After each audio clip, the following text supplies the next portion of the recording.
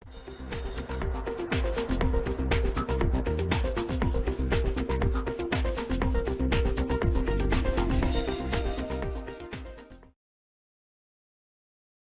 GP4000 series HMIs ship with a protective film over the display and bezel. It is recommended that this film be left in place during the installation of the HMI to prevent scratches. After installation, carefully remove the film by peeling from one corner. Now let's have a look at the back of the HMI. Depending on the model, the ports and their placement will vary.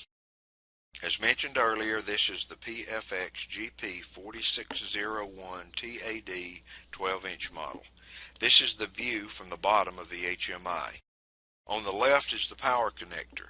Depending on the model, this can be a 24-volt DC or 100 to 240 volt AC connector.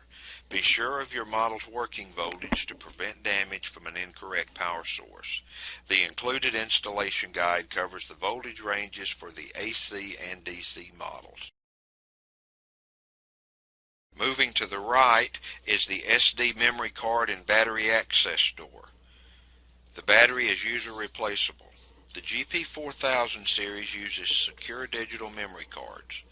To the upper right of the access door is the USB-A port. This connector is for use with barcode readers and USB memory sticks, as well as programming with the Proface CA3 USB-CB01 USB cable. The use of USB memory sticks and barcode readers will be covered in other modules. To the right of the USB-A port is the COM1 port. This is an RS-232 communications port. Pinouts for this port are diagrammed in the GP4000 series installation guide included with the HMI. Device-specific cabling diagrams and corresponding Proface cables are detailed in the device connection manuals installed with GP Pro EX and online. Directly below the COM port 1 is the USB mini port.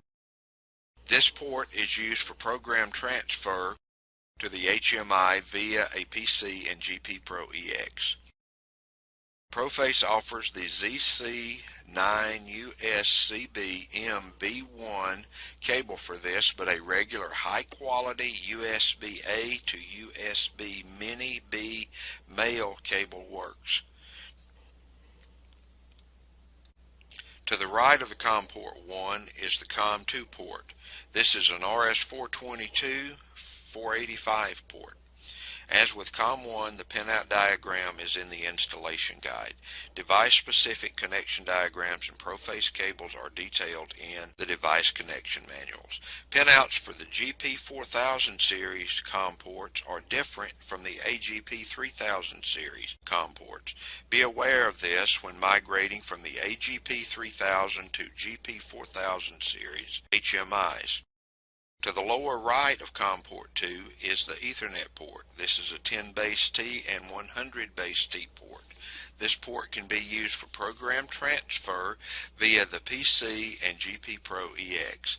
It is also used for Ethernet device connectivity as well as connection to a Pro Server EX data management network. The accessories included with the PFX GP2301-TAD are shown here. Specific accessories will vary with the particular model.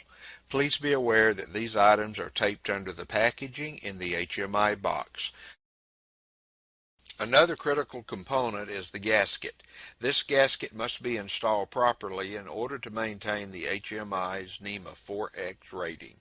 The gasket should be carefully placed in the groove on the bezel, paying particular attention to the corners.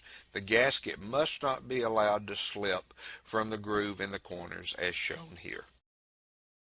A piece of polycarbonate sheeting is shown here to demonstrate proper use of the gasket and mounting clamps. Pay particular attention to the cutout dimensions for the specific model. An accurate cutout ensures a proper gasket seal.